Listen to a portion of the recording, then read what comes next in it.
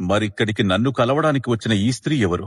నేను కుంతిని, నీ తల్లిని కన్నా. జాగ్రత్త. చిన్నారి నా తండ్రి, నీకు తల్లి నేనేరా,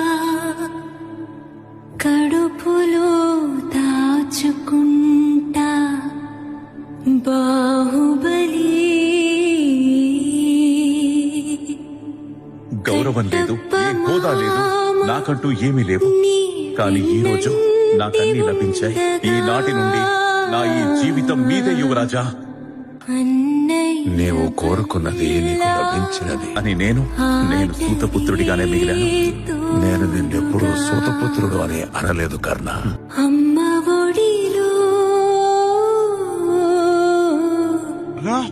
ఆదమరచి